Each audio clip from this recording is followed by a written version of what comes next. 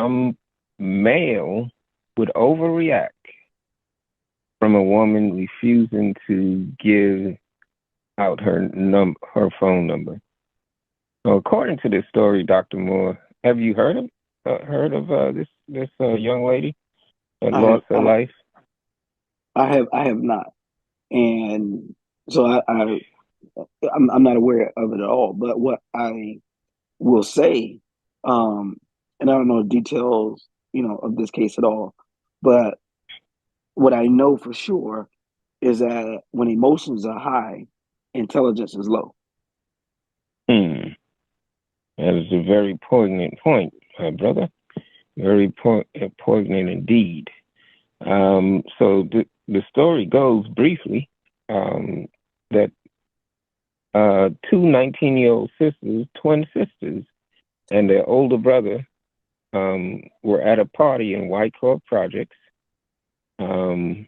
Is the first problem for me. Um, and the party had ended, and they went to escort their friend so that this friend could leave. And on the way back of escorting the friend home, that was along with the two sisters and their older brother, they stopped at the store and they encountered a group of black men standing on the corner store. We call the corner stores here in New York the bodegas. And this encounter, the, the guy was asking for the number. I guess these young guys that were standing on the corner were kind of inebriated. She refused to give a number, but she said she'll give the guy her Instagram. The guy became offended that she was not cooperative with giving the number, and that whatever, whatever. And it ultimately came down to the store owner that owned the bodega. It's 2:30 in the morning, brother, which is the second red flag for me. It's in the projects. It's 2:30 in the morning. Uh, young black males are standing on the corner, and they inebriated, and they harassing anybody that comes by. And 19-year-olds are not exempt from that harassment. So the store owner sees that the drunken guys are threatening violence upon the two twin sisters and the older brother. So he locks the door in and locks the three people that are being targeted by these group of black males outside the store. And so the black males outside the store walk off, or at least it seemed that they walked off. There's one other young lady in the store videotaping all of this. As soon as they walk out the store, he unlocks the door and walks out the store. The guys are waiting right there on the corner. The bodega is on the corner, but a blind side of that corner, which they couldn't see, where they thought the guys had walked off, they were standing right there. So when they came out the door, the altercation began. And within a couple of seconds, the young lady was stabbed in the neck and the chest, and her twin sister was stabbed in the arm. And there was fighting amongst the brother, I guess, trying to get these guys off of her. But all in that melee, two stabbings occurred, one to the sister and one to the other twin sister. One of the sisters, SAMYIAH Spain, was murdered during that altercation. She died on the spot, and the other twin sister, which is SAMYIAH Spain, I think it is. If I got the names mixed up, please forgive me. She sustained injuries, but she's stable. I'm not sure if she's out of the hospital, but her wounds weren't mortal wounds, and she survived, and the brother survived. The other problem with this story is why weren't the police called? I think it's a dangerous assumption, especially in Brooklyn, brother. This is Brooklyn projects. Any projects in in Brooklyn or the Bronx and some parts of Queens, if you know anything about living here in New York City, which most people don't, but people that are from here know that you should call the cops whenever it's 2:30 in the morning and people are so belligerent and so violent and so have so much disregard for life that they just want to hurt people. It's best to call the cops and make sure that you get home safely rather than try to wait out their anger, thinking that they're going to leave and then you can go. You live right across the street and never made it back across the street, brother. How about that for a story to begin tonight's episode on women? I don't know, because that sounds deeper than women, and it sounds more complicated and more nuanced than. I'm gonna tell you why I said that. Because now, since you don't know much about the story, you as a clinical therapist may be able to speak to the point of how is this twin sister going to survive witnessing being a part of the incident that killed her sister. How is she supposed to survive post-traumatic stress disorder, having witnessed that? I think you could speak more to that than actual facts of the case so far. Yeah. So again, the case sounds very nuanced to me.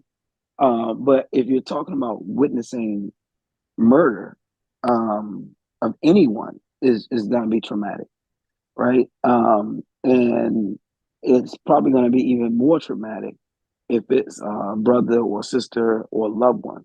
So um, surviving that is probably going to be um, the rest of her life um, Mm. issue. She's probably going to need a lot of therapy, ongoing therapy, for that. There's not a pill that you can take that's going to take that away. Mm. But seeing that and living that is probably going to be an experience that plays out in her head for a very long time.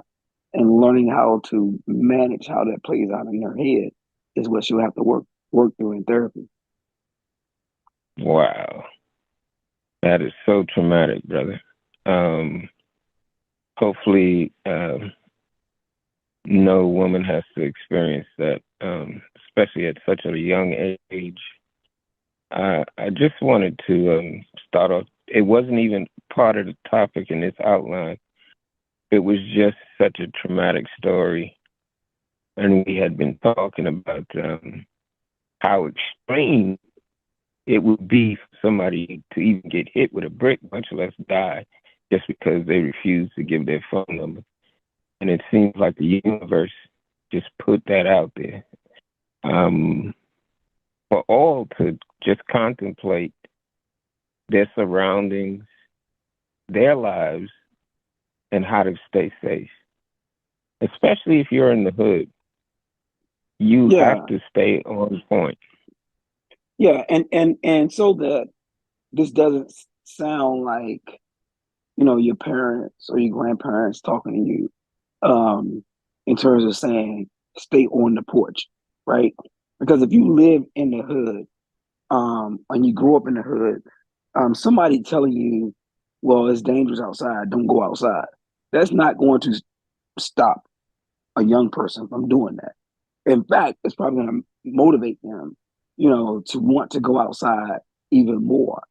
I think what's best what might serve the audience in a different way is to say, be very aware. Um, we in our age could very easily say, call the police. But when we were that age, that's something that we would definitely probably not have entertained, right? But I would say, be aware of your surroundings, be aware um, of your environment. If you're going to go, to a party, be aware of who's throwing the party, what type of people going to be at the party, and what the possibilities might be. Yes, sir. Such a tragedy. In terms of dysregulation, here's a black male youth. One of the people that your dissertation was focused on, and here's one black male. And to update the record on this story, the young black male turned himself in today. He was missing for 3 days, 2 to 3 days. They've been looking for him, but he turned himself in today. It's rumored that he was with his grandmother in New Jersey, and I think that may have been the influence to turn himself in. Because one of the good things about old heads, as they call us, is that even if you are a family and you've done something this heinous, I know my mother, brother, she would have called the cops on me. She would not let me get away with nothing. I couldn't do a slight infraction because my mother warned me. She said, if I catch you stealing or anything and you try to come back through this door, I'm calling the cops on you. So we had to be mindful as brothers in my household. I know it's not that way in everybody's household, but we had a early warning system in my mother, and the beatings that we get from my father if we just stepped out of line, stepped out of bounds of their rules as parents. I don't know the parenting situation of this young black male, but he's in a world of trouble, and that's why I referred it back to dysregulation, where a person doesn't have any regard for life. He's just in his rage, and his rage combined with that alcohol made him do something that was going to screw up the rest of his life. I don't know if you wanted to speak to that point. Yeah. It just sounds to me that sounds more severe than dysregulation of emotions, right? You and I could have what might be called quote unquote normal dysregulation of emotions, meaning that we might get upset about something, we might overreact to something, but it becomes pretty severe when you take a life in the midst of not being able to manage your emotions. It sounds like there was something deeper than that, and I don't know if these people knew one another prior to. I'm not exactly sure. Said that she didn't know none of those guys. Okay, so again, like I don't know the details, to that, but I do know, growing up in a hood, you might not know everybody in your hood. You might know of them, but when you grow up, in an adverse environment, that has a lot of anger and tension, it's almost like anybody can get it any day. You just happen to be, in the wrong place at the wrong time, or in the right place at the wrong time. I mean, it's just a part of that environment, right? And so, it's very difficult, trying to avoid, situations like that when you live in environments like that, and when you entertain, events like that. It's very difficult to escape, those environments unscathed. And when you do, you almost have to count your blessings. But it sounds like in this situation, this young man had a lot of issues. I don't know what they were, but it sounds like he had some things that he was dealing with, and the fact that he was drinking, you know, maybe he was trying to suppress some of what he was going through and what he was dealing with, and it's very unfortunate that that sister, um, encountered him while he was going through that. But it sounds like he needs a lot of help. Where he's going, he's probably not going to get the help that he needs. Um, and it's very unfortunate that the sister, um, had to encounter him, um, in an episode like that. You still don't get it, do you? I'd love if you shared your thoughts on the matter. What do you think?